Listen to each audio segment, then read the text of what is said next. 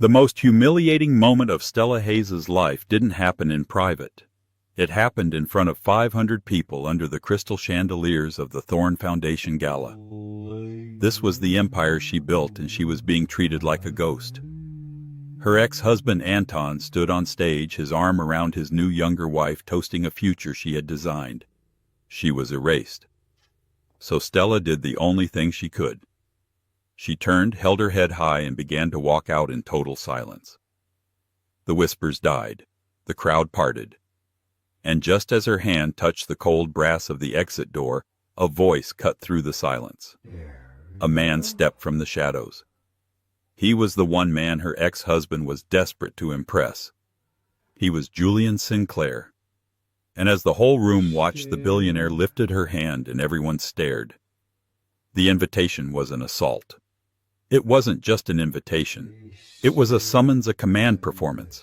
It arrived on a Tuesday in a creamy heavyweight cardstock so thick it felt like a weapon. The Thorne Foundation inaugural gala, engraved in charcoal beneath a gaudy new T crest that looked suspiciously like a rip-off of a French luxury brand. Stella Hayes held it over the trash can in her small paint-flecked Soho loft. Her fingers, stained with cobalt blue from the canvas she'd been wrestling with all morning, trembled slightly. She shouldn't go. Going was insane. It was exactly what Anton wanted. Anton Thorne, her ex-husband, the man who had taken her quiet, brilliant mind, her groundbreaking algorithms, and her loyal, trusting heart, and used them as fuel to build an empire. Thorne Dynamics.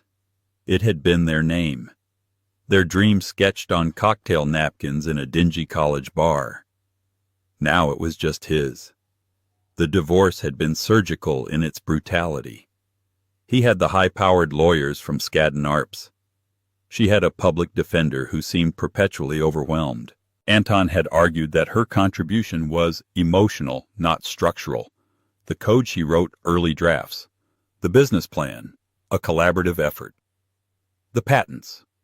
They were, by some legal witchcraft she still didn't understand, filed under the corporate entity, not her name.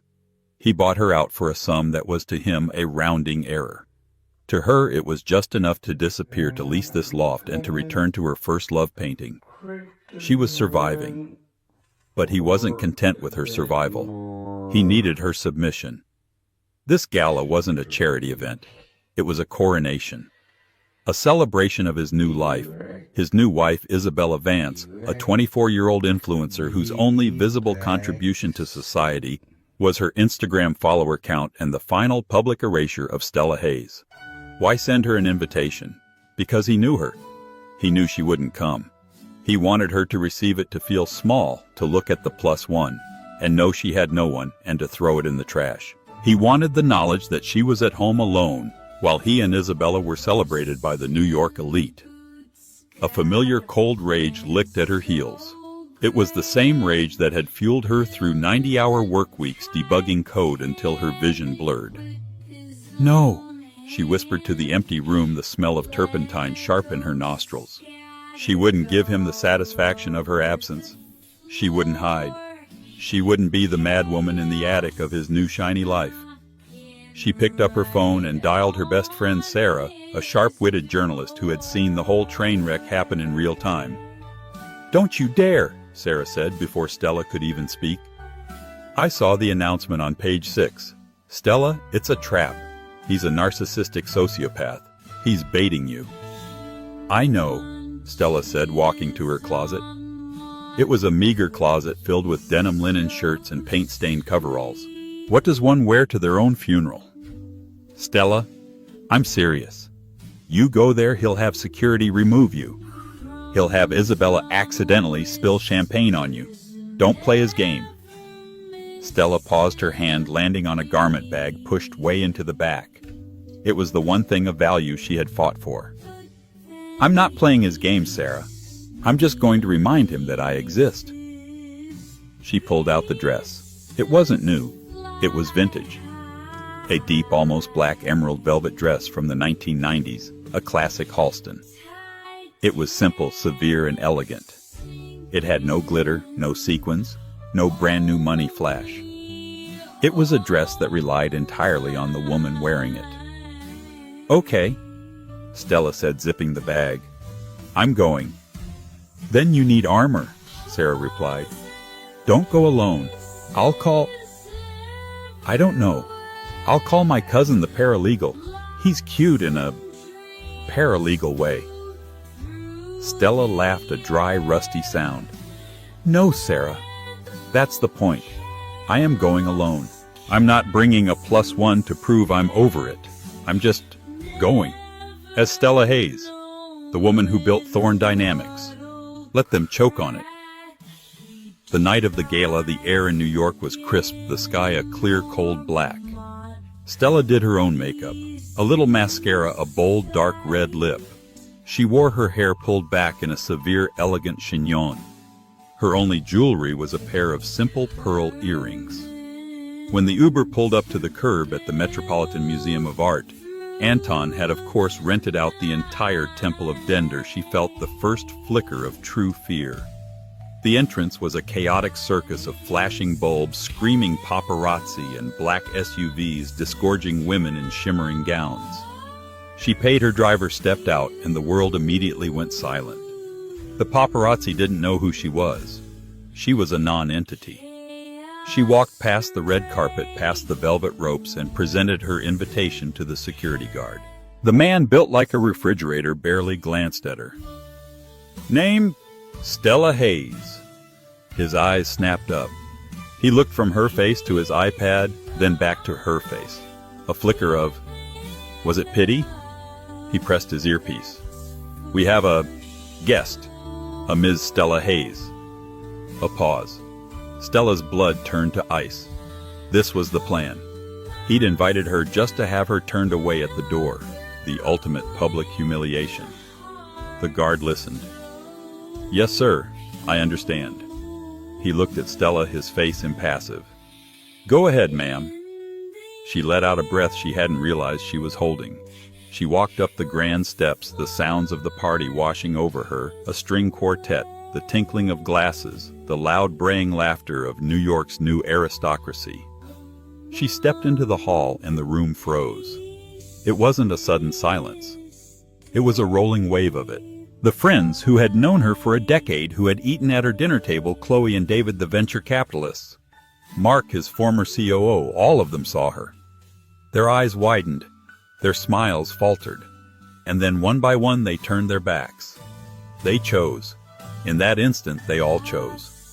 From across the room on a raised dais she saw him. Anton. He was magnificent in a custom Brioni tux. And beside him, Isabella draped in a diamond-encrusted, barely there Versace dress, looking like a predator. Anton saw her. He didn't look angry. He didn't look shocked. He looked pleased. He raised his champagne glass to her in a silent toast. The trap was sprung, and she had walked right into it. The air in the Temple of Dender was thick and suffocating. Stella felt the weight of 500 pairs of eyes. This was worse than being turned away at the door. This was being put in the stocks of public curiosity. The poor delusional ex-wife. She forced her feet to move. Dignity. That's all you have left. Don't let him take that. Her plan, if you could call it that, was simple. Get a glass of champagne, stand in a corner, be seen, and then leave, a ghost haunting the feast. She walked toward the bar. A waiter carrying a tray of champagne flutes walked directly towards her, saw her, and then abruptly pivoted, offering the tray to a group of women who were already laughing and pointing at Stella's dress. "Is that vintage?" one of them whispered, loud enough to carry. "I mean, I know recycling is in, but—" Stella's face burned. She reached the bar. The bartender, a young man with a handlebar mustache, was serving 3 people at once. Stella stood waiting patiently. She waited for 5 minutes, then 10. He served people who arrived after her. He looked through her. "Excuse me," she said, her voice quiet but firm. The bartender didn't flinch. "Excuse me," she said louder. He turned his face, a mask of polite contempt. "Yes, I'd like a glass of champagne." "We're out," he said, and turned to pop a new bottle of Dom Perignon. Stella's hands clenched. This wasn't an accident. This was a directive. Anton hadn't just invited her. He had briefed the staff. She turned away from the bar, her thirst suddenly unbearable. She scanned the room, a sea of hostile, smiling faces. She saw David the VC, who had been at their wedding, the godfather to her. No, she couldn't think about that. David? She called, a flicker of desperate hope. He looked, met her eyes. His face was pale. He put his head down, mumbled something to his wife, and steered her firmly in the opposite direction. The betrayal was so absolute, so complete, it was almost clarifying. There was no one here to save her. She was entirely, terrifyingly alone. And then the music softened. The lights dimmed, save for a single brilliant spotlight on the dais. Anton tapped the microphone. Friends, partners, visionaries. His voice boomed, rich and practiced. He had always been a great performer. Stella's blood ran cold. She was trapped. She couldn't leave in the middle of his speech. It would be a scene.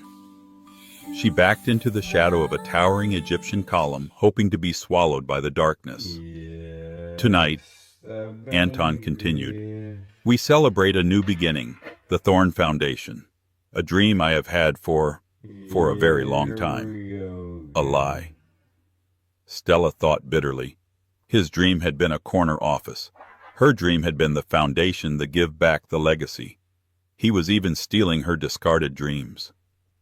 But no man is an island, he said, turning to Isabella, who preened under the light. We all need inspiration. We all need a muse. The word muse hung in the air, a poisoned dart. My whole life I was building the machine, Anton said, his voice dropping to a confidential, intimate tone. I was all logic, all code. He gestured, and the spotlight found Stella in her dark corner. It wasn't an accident. The technician must have had a precise order. Stella froze, a rabbit caught in the glare. Hundreds of heads swiveled toward her. I was stuck in the past, Anton said, his eyes locking on hers. Stuck with old ideas, old baggage. The room was silent. This was an execution. And then, he said, I met Isabella. He turned back to the blonde, grabbing her hand. She unlocked the vision. She showed me what Thorn Dynamics could be, what I could be, this foundation, this future. It is all because of her. The lie was so audacious, so complete, that Stella felt a hysterical laugh bubble in her throat. Isabella. The woman who thought Python was a brand of handbag Isabella had inspired. This Isabella took the mic, her voice high and breathless. Thank you, baby. And I just want to say, to new beginnings, and to leaving the past, and all its, failures, exactly where they belong. The spotlight on Stella snapped off, plunging her back into darkness. But it was too late. The laughter, at first hesitant, then bold, rolled through the crowd. That was it. The final cut. The end. Stella felt nothing. The pain was so deep it had become numbness. She wouldn't cry. She wouldn't scream. She wouldn't give them the satisfaction of a reaction. In the darkness she turned. She set her shoulders. She put one velvet-clad foot in front of the other. She began to walk. The silent walk. She walked out from the shadow of the column. The laughter died as she emerged. The whispers stopped. The string quartet faltered. The only sound was the click, click, click of her simple heels on the polished marble floor. She walked with her back straight, her chin high. She didn't look at Anton. She didn't look at Isabella. She looked at the massive gilded double doors of the exit 100 feet away. It was the longest walk of her life. She passed tables of people she had known for 15 years. They stared, some with pity, some with morbid curiosity, most with a cold, triumphant, I told you so smirk. She was the ghost of partnerships past the warning. Click, click, click. She was halfway there. She could feel Anton's eyes on her back burning. He was enjoying this. This was the climax of his performance. The ex-wife defeated, slinking away into the night. She reached the grand foyer. The doors were right there. Just a few more steps. She could taste the cold, clean night air. She could go home, lock her door, and let the grief finally break her. Her hand, shaking, reached for the cold, heavy brass handle of the door. "Leaving so soon, Ms. Hayes?" The voice was not loud. It was deep, precise, and cut through the absolute silence of the room like a scalpel. Stella froze. Her hand hovered over the brass. She turned her head. He was stepping out of an alcove, a space she hadn't even noticed. He wasn't in the light. He was the shadow. But now he was moving into the foyer. He was a legend. A ghost of a different kind. He was Julian Sinclair. Julian Sinclair was not a man. He was a myth.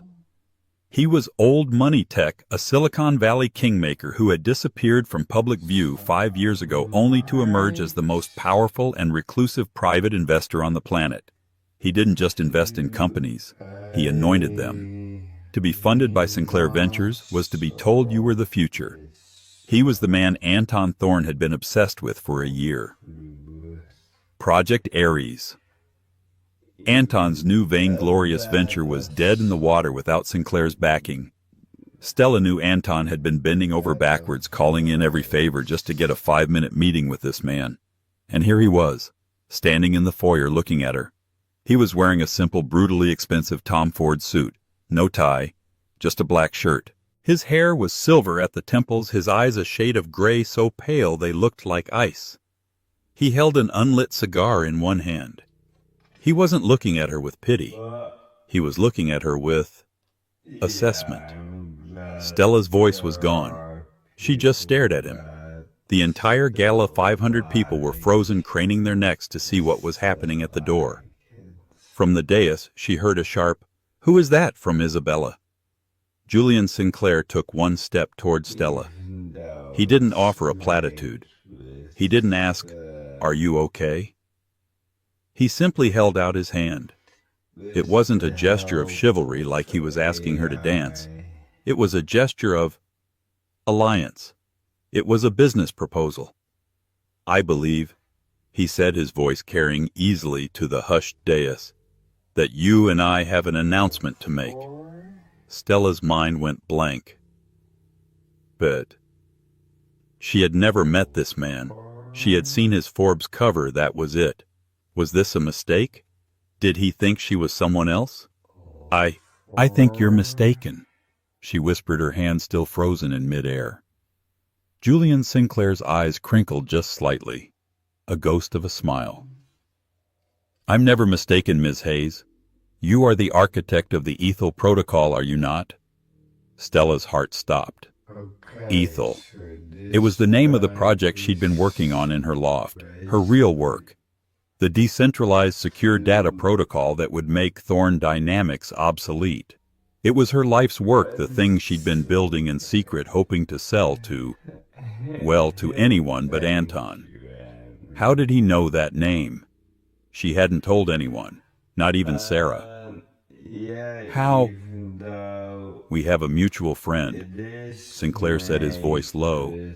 "Professor Alistair Finch. Her old mentor from MIT, the only man who knew the true scope of her genius. Alistair." Sinclair's hand was still there, suspended in the air between them. She looked from his hand to his ice-gray eyes. Then she looked past him into the room. She saw Anton, his face a mask of confusion and dawning, sickening realization. She saw Isabella looking annoyed. She saw the 500 friends who had turned their backs. This was a life raft. No, this was a battleship. Slowly she pulled her hand away from the door handle. She put her small, paint-stained hand into his.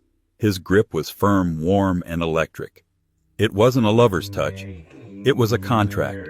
It was the feeling of power being transferred. "Then I suppose we shouldn't keep them waiting," she said, her voice small at first, finding a new steel-edged resonance. Julian Sinclair smiled. It was a terrifying smile. It was the smile of a shark that has just scented blood. He didn't just stand with her. He didn't just lead her back to a quiet table. He kept her hand tucked it into the crook of his elbow and turned. He began walking back into the gala, back toward the dais, back toward Anton. The sound in the room was a collective sibilant gasp, the sound of 500 different world views shattering at once. Click, click, click. Her heels sounded different now. They weren't retreating, they were advancing. They walked past the tables of gawking guests. Chloe, the woman who had mocked her dress, now looked like she'd swallowed her tongue. David, the VC who had snubbed her, was already pulling out his phone, no doubt frantically Googling Stella Hayes, Julian Sinclair. They reached the dais. Anton was standing there, his master of the universe persona having evaporated. He looked like what he was, a middle manager who had gotten lucky. "Julian, Mr. Sinclair," Anton stammered, scrambling for purchase. I didn't know you were here. My assistant said you declined." "I prefer to make my own entrance, Anton," Sinclair said, his voice booming without the need for a microphone. He turned his gaze, sweeping the entire silent room. He still had Stella's hand. "A wonderful party," Julian said. "An excellent celebration. But you seem to have buried the lead." Anton looked lost. "The lead, sir." "The real news," Julian said. He looked down at Stella, then back at the crowd. "Most of you know me. You know I don't invest in ideas. I don't invest in dreams. I invest in bedrock. I invest in the inevitable. I have spent the last 3 years searching for the inevitable future of data integrity." He paused, letting the silence stretch. "Tonight, Anton, you gave a lovely speech about inspiration." He said the word inspiration like it was a piece of rotten fruit. But vision, true vision, is not about a muse. It is about architecture. He lifted Stella's hand. He didn't just lift it. He presented it. "Ladies and gentlemen," Julian Sinclair announced to the shocked assembly, "you are looking at the architect. I am privileged to announce tonight that Sinclair Ventures is leading the Series A funding of Ethel, a company founded, owned, and brilliantly designed by Ms. Stella Hayes." A man in the front row, the CEO of J.P. Morgan, audibly choked on his drink. "The investment," Julian continued, "will be for $250 million. The silence that followed the number $250 million was absolute. It was a gunshot in a cathedral. The collective value of every piece of jewelry, every suit, every person in that room seemed to shrink. Stella's knees went weak. $250 million. She had been in talks. Her mentor Alistair had set up a blind pitch meeting. She had presented Ethel to a small, terrifyingly intelligent team of VCs in a nondescript office in Palo Alto. They had been impressed. They had signed NDAs. They had said they would run it up the flagpole. She never in her wildest nightmares dreamed the flagpole went this high. She never dreamed it was Sinclair.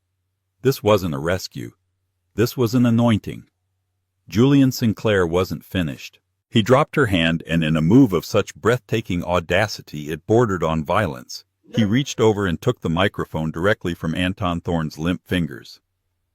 "Anton," Julian said, his voice now electronically amplified, "was just talking about Project Ares, his new venture, a commendable effort. He's been trying to get me to fund it for 6 months." The crowd murmured. This was inside baseball, and it was brutal. "But here's the problem with Project Ares," Julian continued, his voice conversational, as if he were explaining a difficult concept to a child.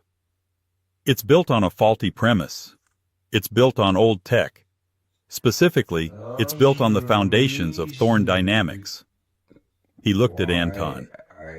"And as the architect of Thorne Dynamics is standing right next to me, she can tell you, the foundation is cracked."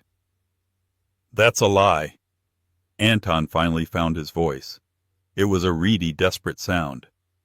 "Thorne Dynamics is solid. Our Q4 projections are—" "Your projections are based on a system that Ms. Hayes designed 15 years ago," Julian cut in, his voice like a winter storm. "A system she knows is vulnerable. A system she has just rendered completely and utterly obsolete. He turned to Stella. Ms. Hayes, if you would. He was handing her the microphone, handing her the stage, handing her the world. Stella looked at the mic. She looked at the 500 faces, all of them now staring at her with a new, terrifying-looking respect. They weren't staring at an ex-wife. They were staring at a $250 million woman. She took the microphone. Her hand was perfectly, completely steady. "Mr. Sinclair is correct," she said. Her voice was clear. It was the voice of a CEO. Thorne Dynamics was a brilliant engine for its time, but it was built for a centralized world. The future is Ethel. She looked at Anton. For the first time that night she truly looked at him, and she felt nothing. No, not nothing. She felt pity. Ethel, she explained, her voice gaining strength, is a decentralized quantum encrypted data protocol. It doesn't store information, it secures it. It makes the very concept of a data breach like the one Thorne Dynamics suffered last quarter an impossibility. Anton's face went white. The data breach had been a secret. They'd paid millions to bury it. How did she know? How did Sinclair know Project Ares? Stella concluded, is a beautiful, expensive 12-cylinder engine that you are trying to put into a horse-drawn carriage. Ethel is the new vehicle. She handed the microphone back to Julian. So, Julian said with a shrug, there it is. My apologies for hijacking your party, Anton. But, business. He turned to Stella. Ms. Hayes, our partners are waiting. He gestured. And as if on cue, a new group of people began to move through the crowd. They weren't the friends who had snubbed her. These were the other apex predators. Stella recognized them from the covers of Wired and The Economist. There was Ms. Smith, the head of the largest sovereign wealth fund in Asia. Mr. Aramov, the Israeli cybersecurity billionaire. They weren't moving toward Julian. They were moving toward her. Stella. Anton's voice was a desperate bark. Stella, you can't. We have a non-compete. This is a violation. You're suing me.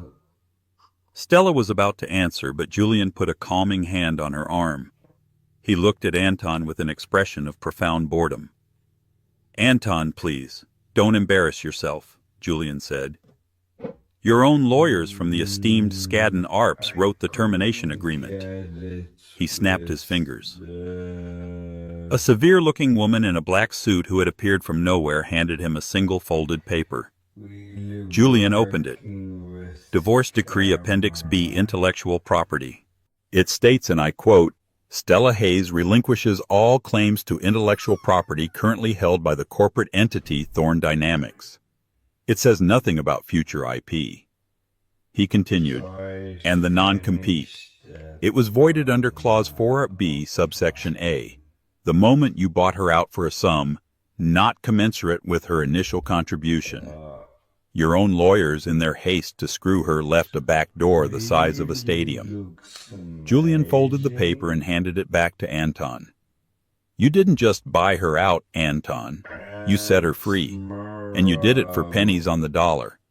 It's the single dumbest trade in corporate history. He turned to Stella. Now, I believe Ms. Smith had a question about your quantum encryption key. He placed a hand on the small of her back. It was again not intimate. It was a gesture of guardianship. He steered her away from the dais, away from her ex-husband, and into the center of the room where a new circle was forming. The party didn't stop. It realigned. The center of gravity had shifted from Anton Thorne to Stella Hayes. The whispers were back, but now they were different. Ethel, did you hear? My God, she was the brains all along. 250 million? Where can I invest? Anton was left on the dais, a king in an empty court. The spotlight was still on him, but he looked small, pale, and utterly, totally irrelevant. And Isabella. Isabella was looking at Anton, not with love, not with adoration, but with the cold, hard calculation of a woman who just realized her investment had gone bust. The rest of the evening was a blur, a chaotic, exhilarating symphony of new power. Stella was no longer a ghost. She was the most solid person in the room. People who had looked through her hours earlier were now shoving their way past billionaires just to touch her arm to press a business card into her hand. Stella, darling. Chloe, the woman who had mocked her vintage dress, gushed her face a mask of frantic, sweating friendliness.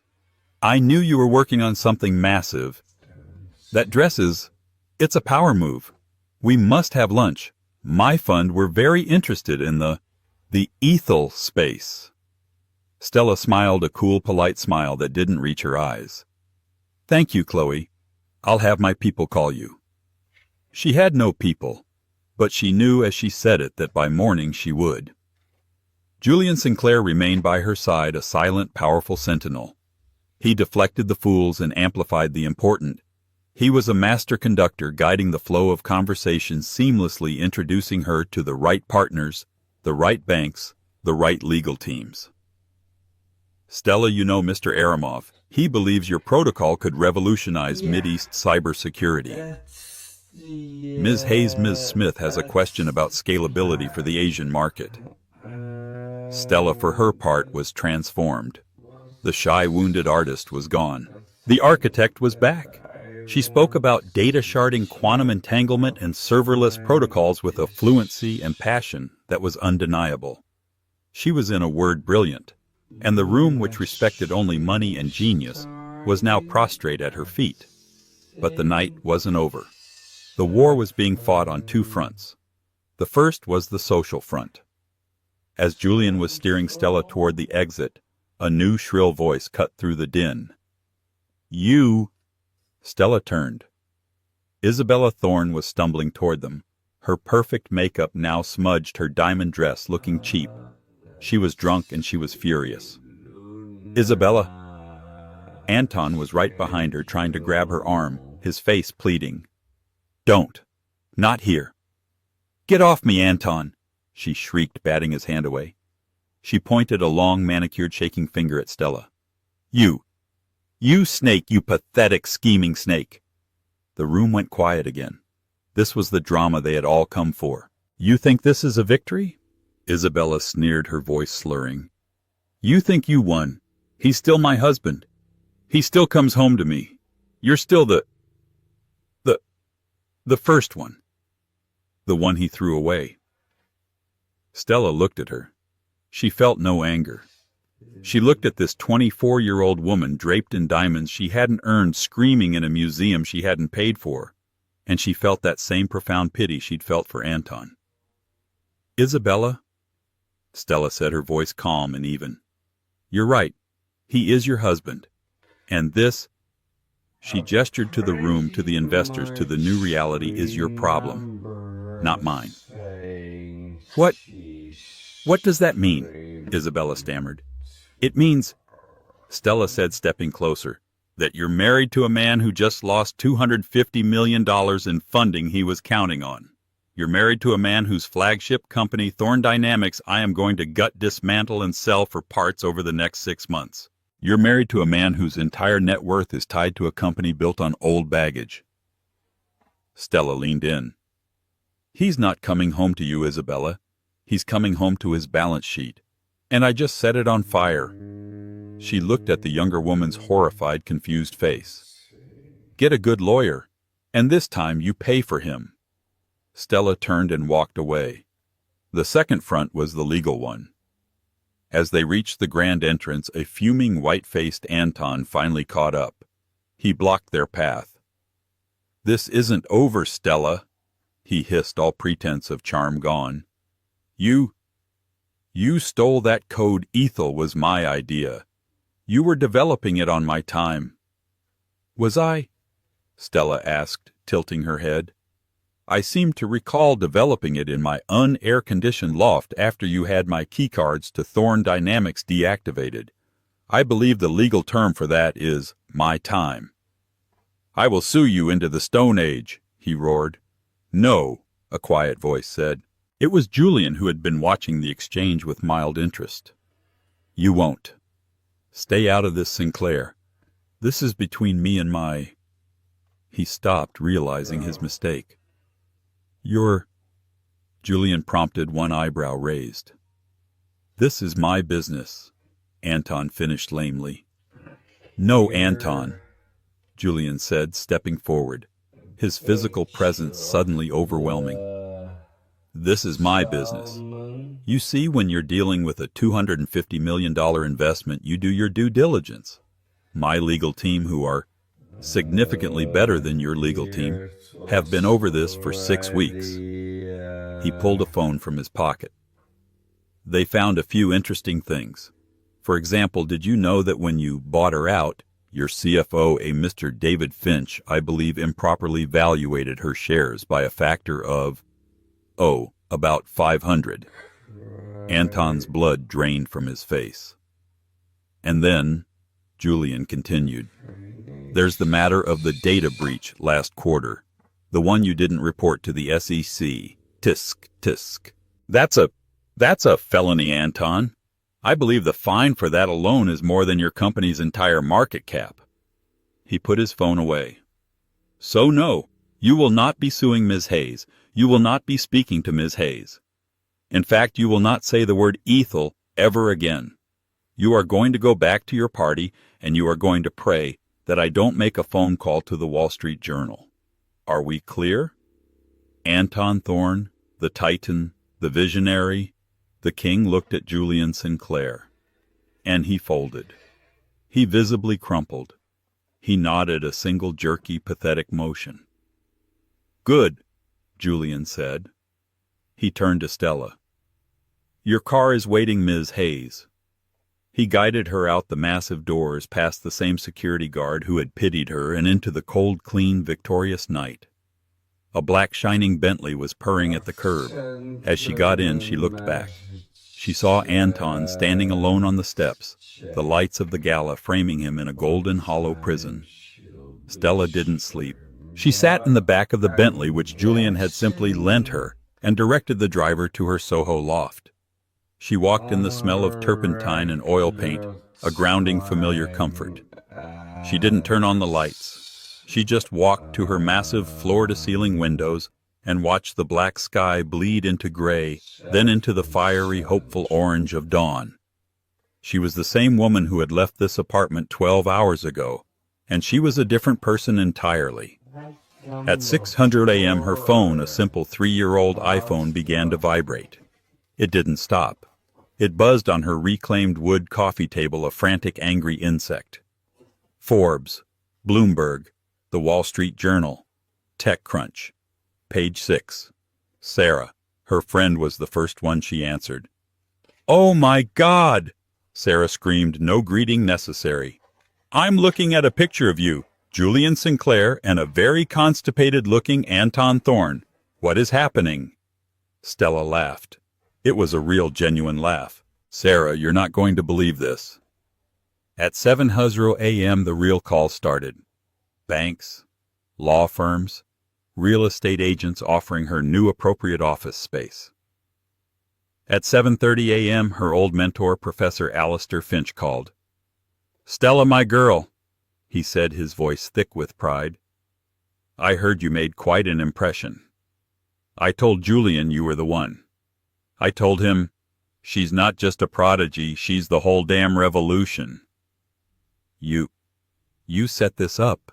Stella asked, sinking into her worn velvet armchair. "I just opened the door, Stella. You kicked it off the hinges all by yourself. He's been looking for a way to get at Thorne for years, you know." "What, why?" "Ah," Alistair chuckled. "That's not my story to tell. But let's just say, Anton wasn't the first person whose code he borrowed." At 8:00 a.m. there was a knock on her door. Not her buzzer. Her door. Which meant someone had gotten past the lobby security. She looked through the peephole. It was Julian Sinclair. He was holding 2 large cups of coffee. She opened the door. He was wearing jeans and a simple gray cashmere sweater. He looked normal, and somehow even more powerful. "May I?" he asked. She stepped aside.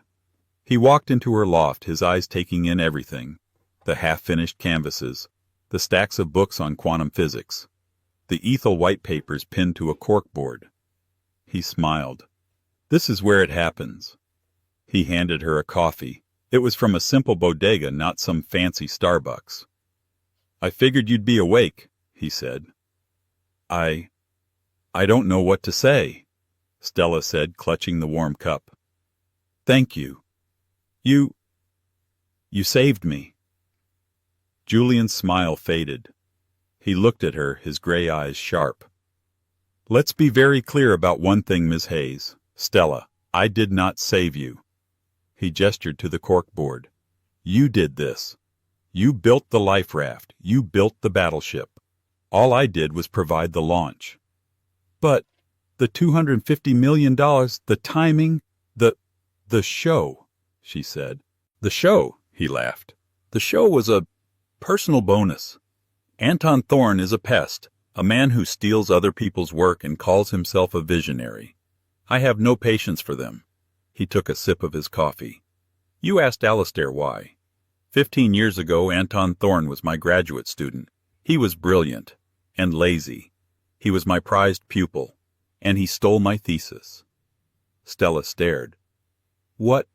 "My thesis. It was the original architecture for, you guessed it, Thorne Dynamics.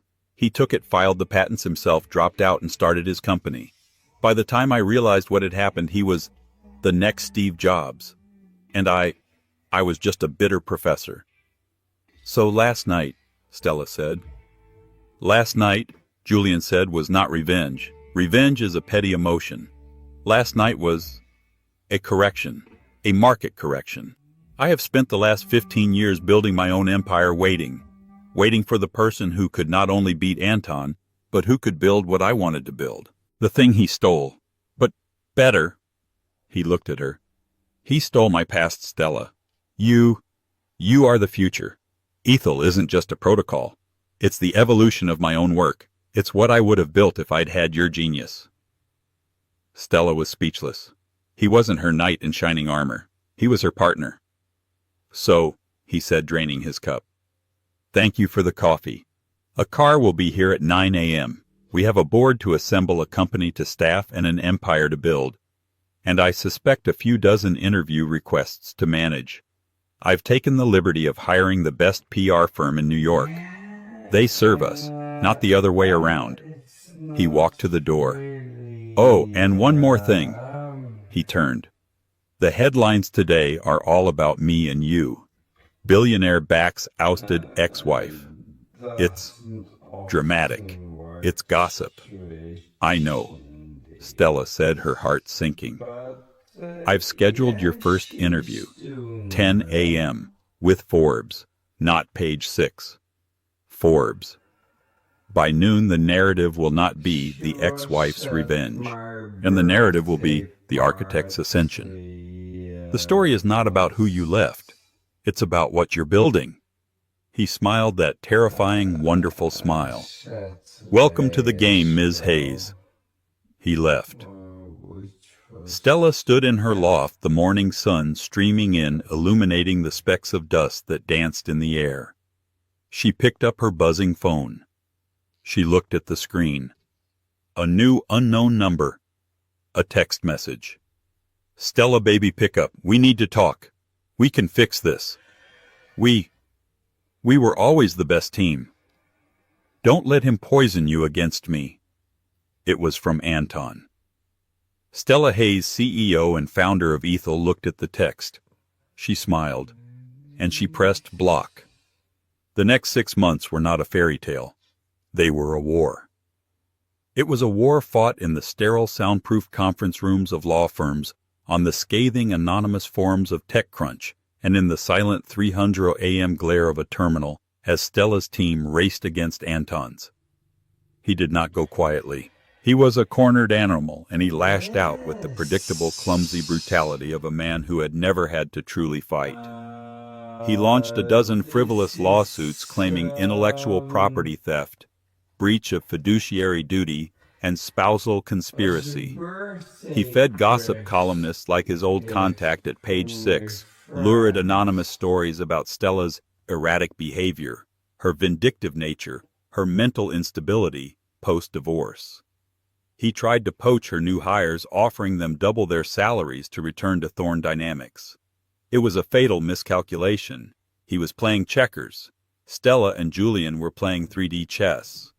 For every lawsuit, Julian's legal team from Sullivan and Cromwell didn't just defend, they countersued, filing discovery motions that plunged into the dark, rotten heart of Thorne Dynamics' finances. For every gossip page smear, Stella's new PR team responded with an exclusive, high-minded feature in Wired or Forbes that focused on the undeniable mathematical brilliance of the Ethel protocol and the poaching.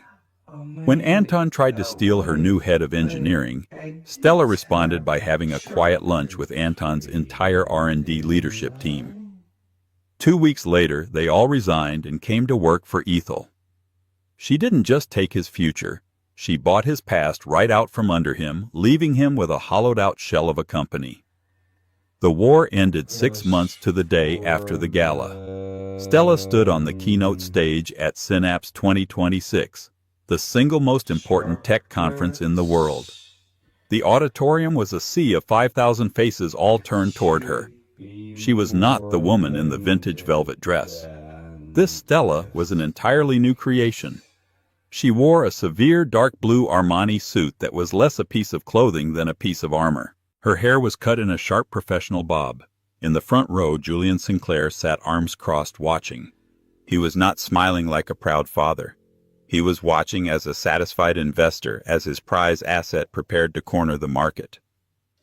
We are living in an age of digital ghosts. Stella began, her voice calm and resonant, filling the vast space. The room, which had been buzzing, fell into a profound, reverent silence. Your identity, your assets, your private memories, they are not yours. They are commodities.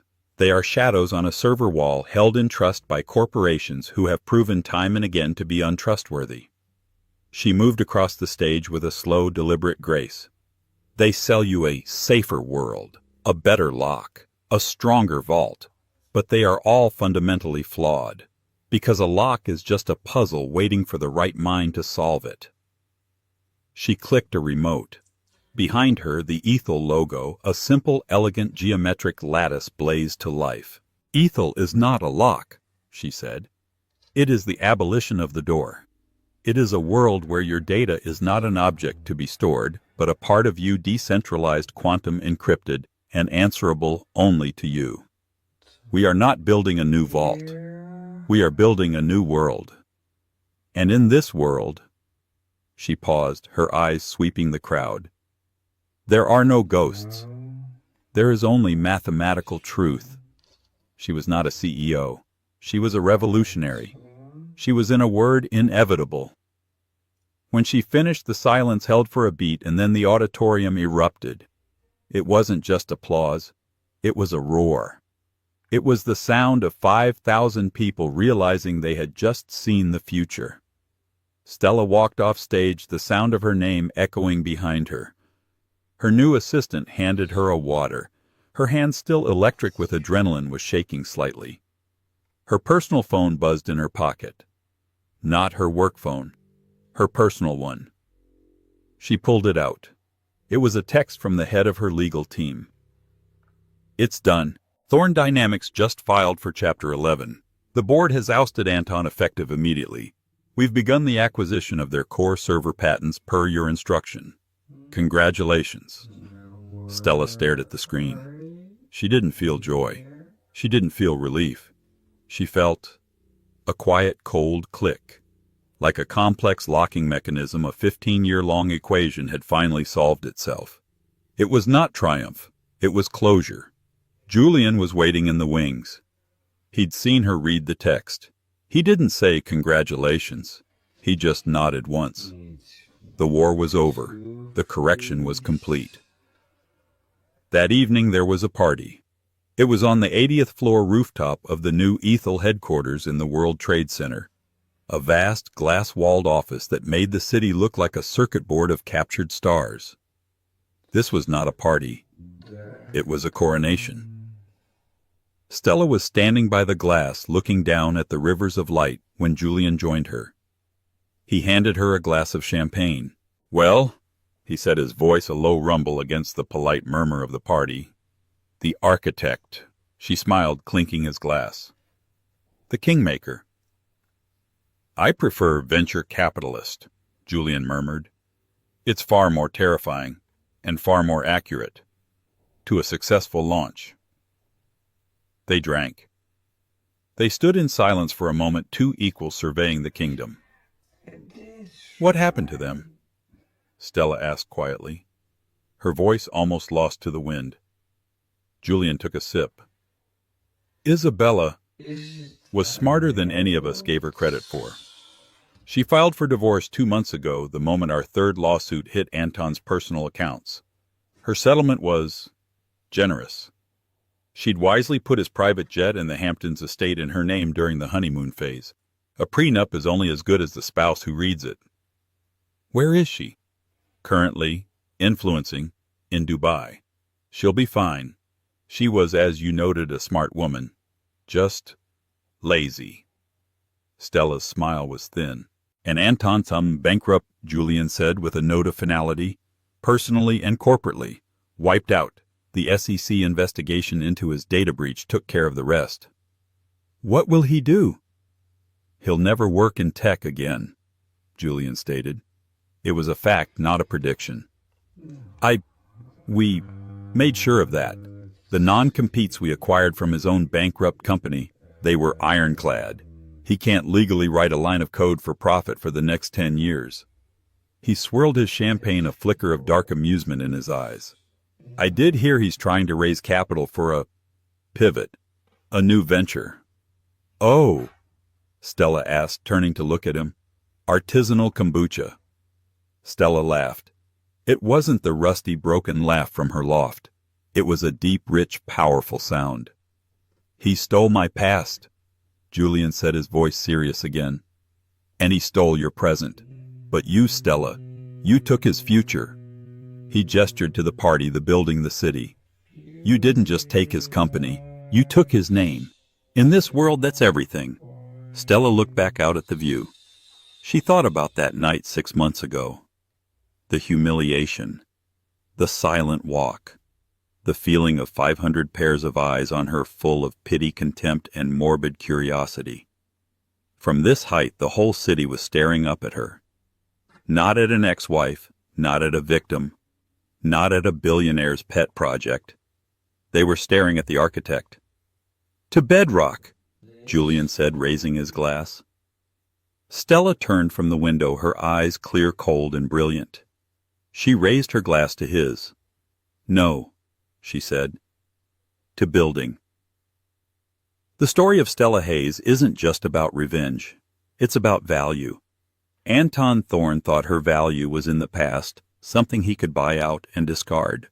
But Julian Sinclair and the rest of the world saw her true value, which was in the future she was building. She didn't need a knight in shining armor to save her. She needed an investor who was smart enough to see the architect behind the shadows. What did you think of Stella's ultimate power move? Was Julian's play a rescue, or just a brilliant business decision? Let me know your thoughts in the comments below.